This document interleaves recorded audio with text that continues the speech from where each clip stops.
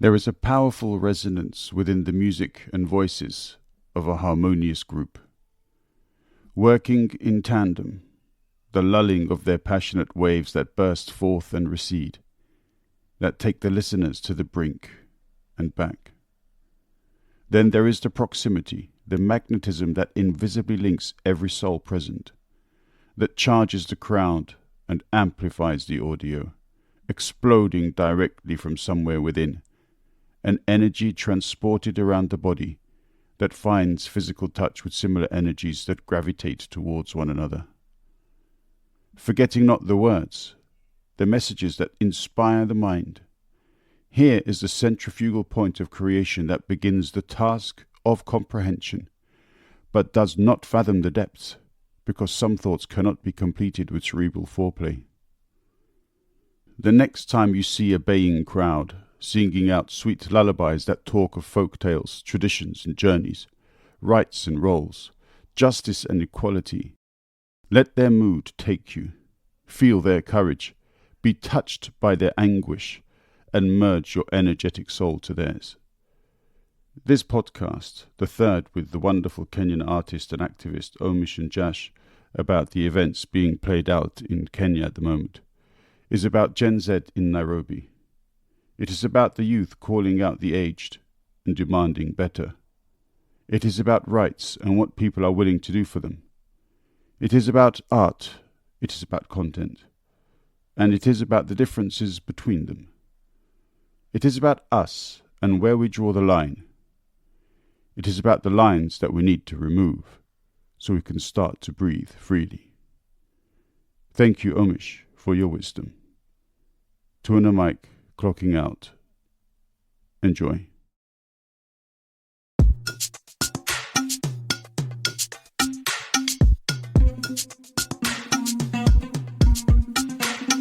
Dung weche pek kod welo mabiro e tuanda mic. Dung parodit kod jok mawuoye tuanda mic. Seche tin sud buta wawinji e tuanda mic. Wala wachokre, wabed piny, biwawinje, ero chako, momit ndi, and a mic. Podcast makende. Quite clearly, activism to take up, as it were, not necessarily the need for battle, not necessarily the need for aggression, but to take up the political challenge of telling government there is a better way. It doesn't have to be the way that you have set out. But that obviously requires a certain amount of unity. And as you say, when the government continues to try to take away the influential voices as they perceive them, what they're also trying to ensure is that unity is not achieved. And this is clearly a tactic. Absolutely. Do you know, in fact, thank you for bringing up the subject of unity. But before we talk about unity, I'll tell you something funny. I feel like these last few years, the space of activism has been quite weakened in the country. And this particular protest has revived it. So activists who have not only not been active, but who have let a lot of things that were worthy of protest slide over the last few years, just like everyone else, they were pulled out of their apathy. You understand? So there's a way in which I think that's the greatest gift that the younger generation has given this country, is that they have shaken us out of an apathy that we kind of had. You know the way if you're the frog in the boiling water, you don't notice how warm it's become? Yeah. I think we are just now coming to our realization, like, oh my God, we really had let things slide. These kids are right, you know? Everyone that we are talking to who's of an older generation keeps mentioning how they're happy that this is being done by the younger people. So when it comes to the question of unity, it's a bit more difficult there to say. Let me explain to you what I mean. I was on the streets during the protests, and I realized that even though the people spoke with one voice, the people are still not a unit. We haven't found unity yet. Let me tell you what I mean. At some point in the afternoon, I remember it was a pretty popular street, Moy Avenue, but there were these young men who were right there in front of everybody. They'd broken into a shop and they were cutting away valuables, yeah? Protest is a right. And when people protest, the law says they're supposed to be protected. The law actually says that security should be maintained for everyone if the protests are peaceful. However, in Kenya, something has happened over time, which is that the fact that it's always the government who, of course, have that prerogative of deploying force. Yeah, it's always the government being protested against. And what this has led to is the government withdrawing that duty of providing safety to protesters. In fact, I'd say that a culture exists in this country of the government literally withdrawing security from protesters and the places where they will protest. The government does this to encourage looting. As soon as any looting occurs, they have a reason to quash the protest. So I believe that by not doing what the law says they should do, the government is trying to give themselves a way to kill protests. They make the situation, how do you say, conducive for people to commit petty thievery and looting. And they make that situation conducive by not honoring the legality of protests. Do you understand? This is not an accident. It's something they're deliberately doing. I actually believe that some of these thieves might be in cahoots with the security forces, because every time it happens just in time for the protest to be shut down under the guise of stopping the looting. Yeah. I wouldn't be surprised if these are coordinated lootings. So personally, I'd say that these young people who do the lootings, honestly speaking, they are us. So something is missing where unity is concerned there. These people are still available to the state for this manipulation. Our unity is not complete. And that's not the only instance of disunity I observed. There were friends of mine at the protest that I met. A couple of them queer, yeah?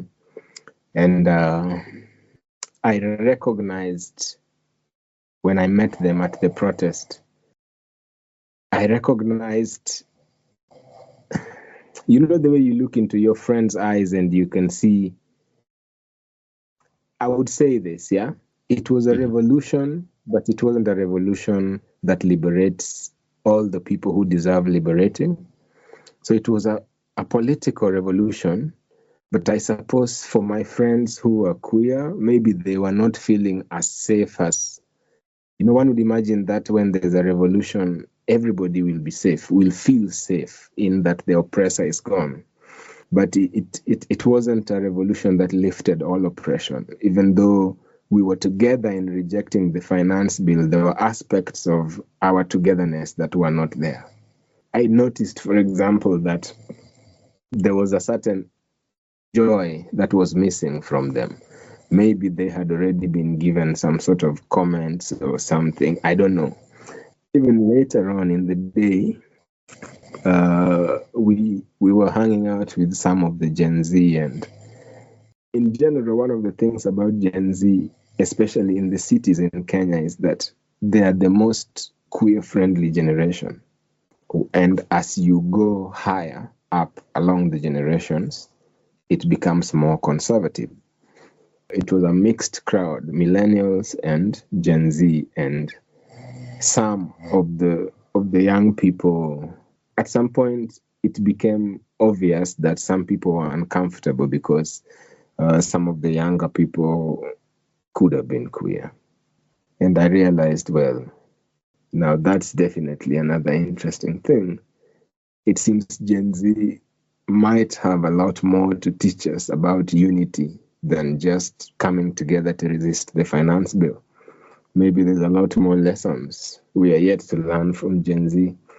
But yeah, the unity is not 100. The unity is not 100. It can improve.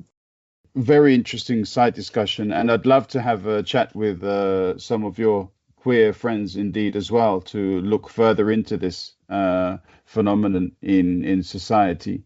Would you like to lead us into Again and Again? Again and Again is even older than the other two. And Again and Again is a good one on which to end this conversation. Again and Again is about empathy. It's kind of a song about, I'd say the question is, why do we lack empathy for each other most of the time? So yeah, it's a song that tries to ask us to think about each other a little bit more, and specifically where political oppression is concerned, where matters that relate to power and political oppression is concerned. That's what Again and Again is about. And I think in regards to the fact that people lost their lives during this protest, and even in dedication to them, Again and Again asks why it's so easy for us to hurt one another, whether it's through, political decisions, whether it's through, a policeman deciding to blow a youth's head open on the street because of president's unruliness. It's this is a good song even for, if you really want to take this song where the buck stops, the real person who should perhaps question his empathy is the president himself, So yeah, Again and Again is about, why do we hurt each other? Why do we hurt each other over and over? Why does it never end? Yeah. And I'm joined on the track Again and Again by my longtime collaborator and producer, Abdallah Masood, who does the singing on the hook, and my friend Wood Baba, who's also my collaborator on the first song we had. So yeah, enjoy.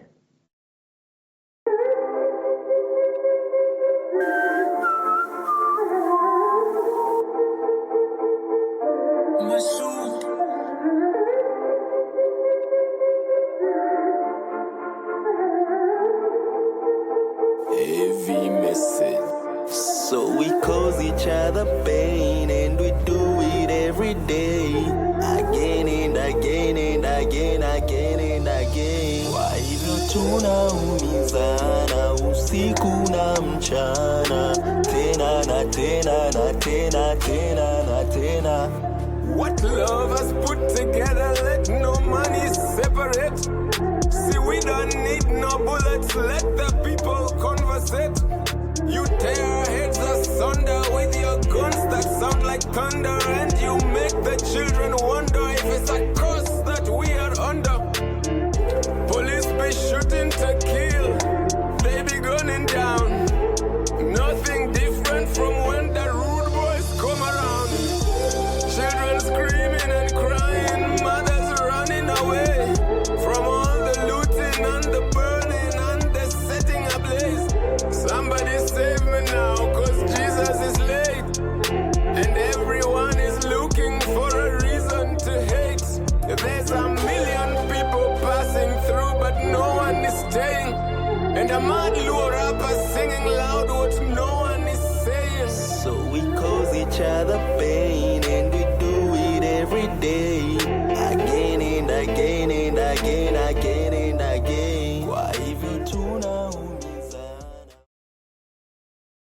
Just one more point, Omish, before we depart. So recently I did a podcast with a journalist in Lagos who is very much a Pan-African. Ademola is his name on Twitter. And a recent tweet of his 6 days ago is as follows. Colonialism never ended in Africa. It simply evolved. Many African presidents today are still colonial caretakers, like William Ruto. Clearly, this is something that you agree with based upon the comments that you made earlier. What I want to ask you, though, and it's something that you touched upon as well in our text exchange,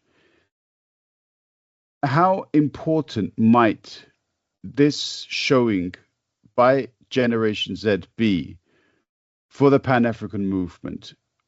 Do you think other African nations will see this, other Generation Zs in other African nations will see this movement, and will they, as a result, become more active, do you think? Absolutely. I'd like them to see it in Congo. I'd like them to see it in Sudan.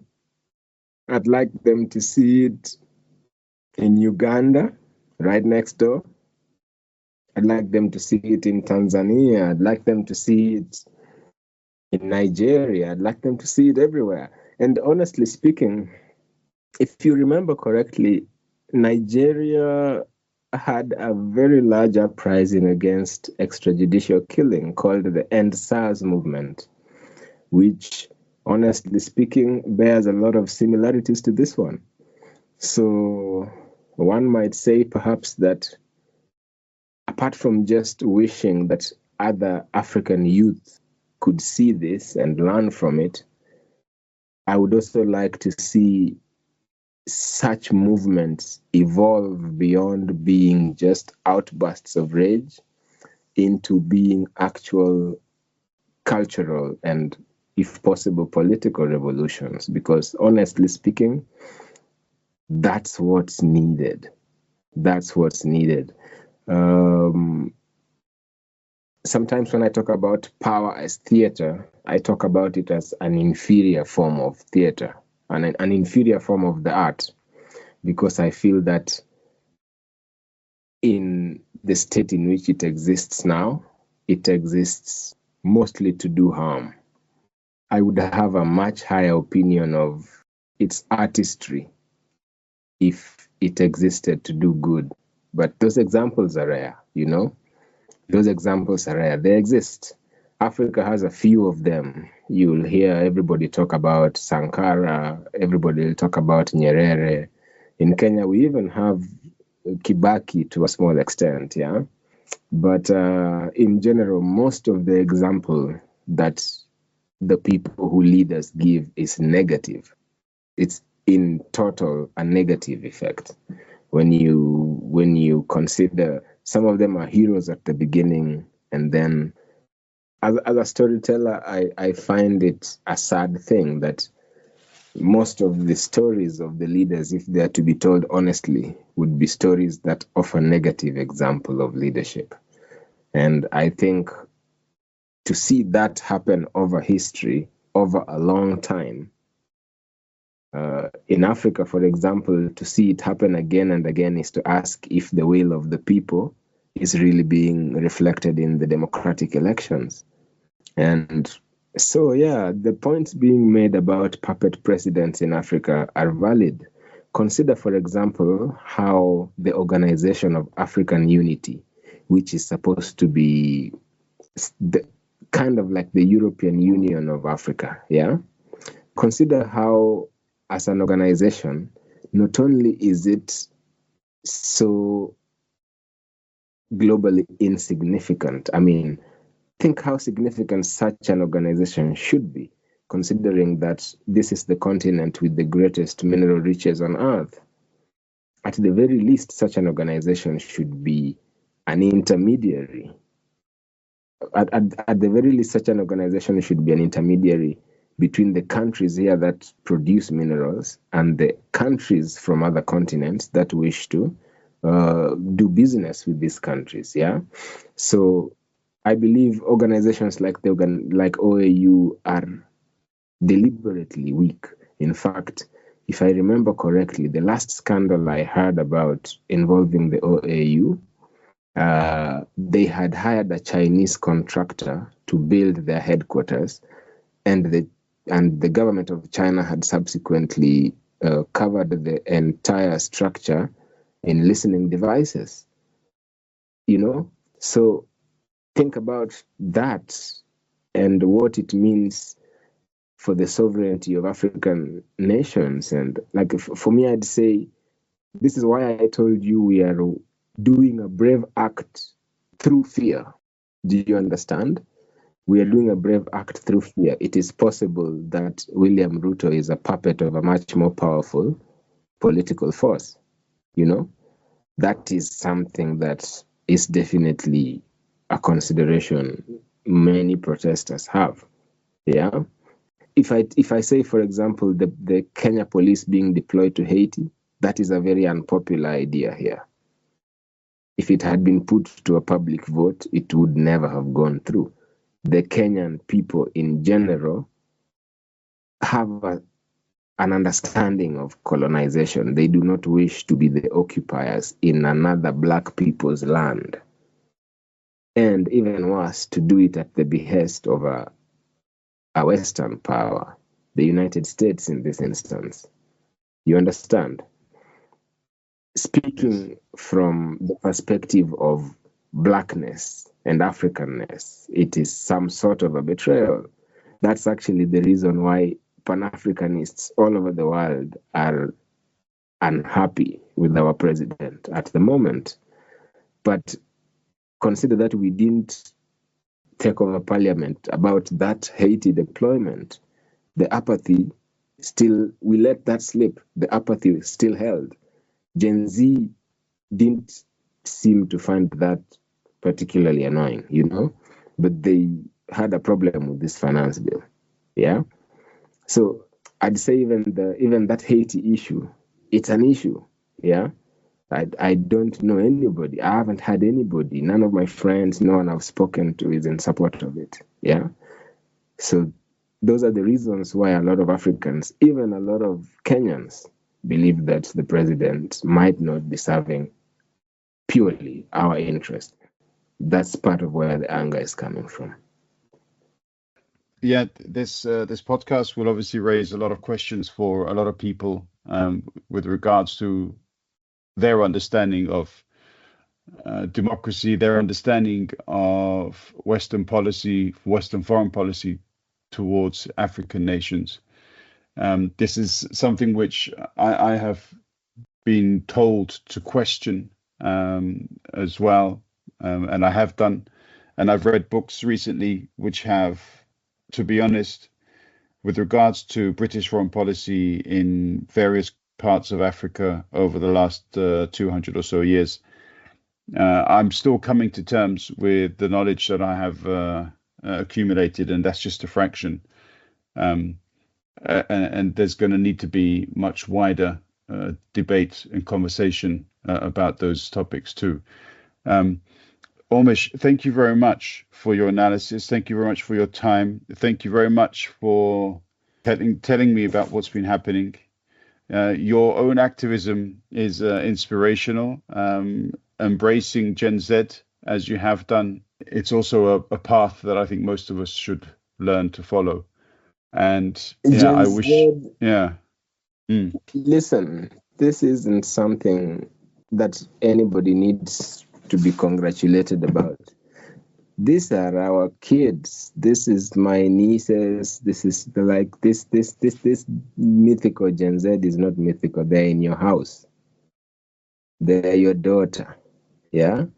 So it isn't even actually maybe what we are dealing with is we are also dealing with the fact that the world we live in has been very patriarchal and hierarchical.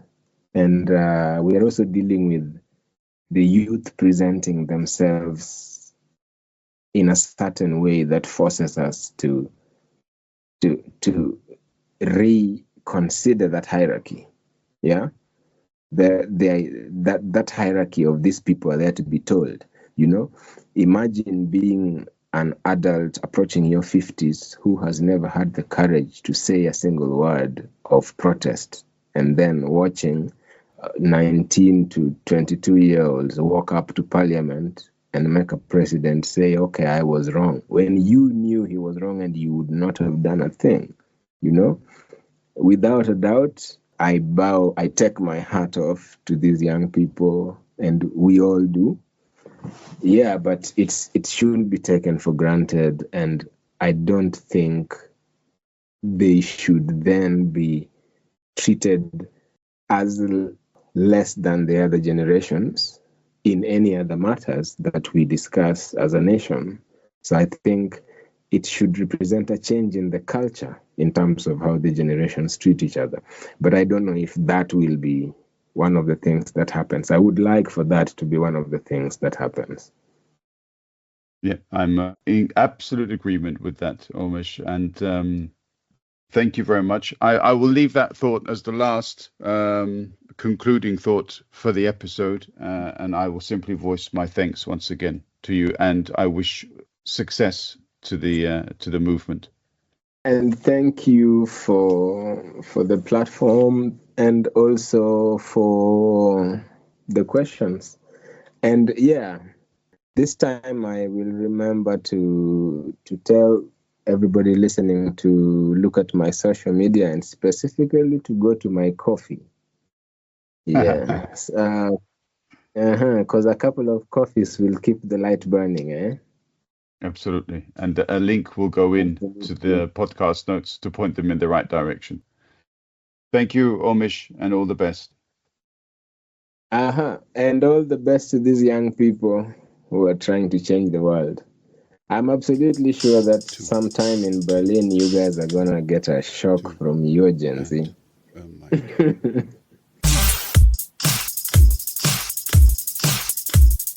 Two and a mic.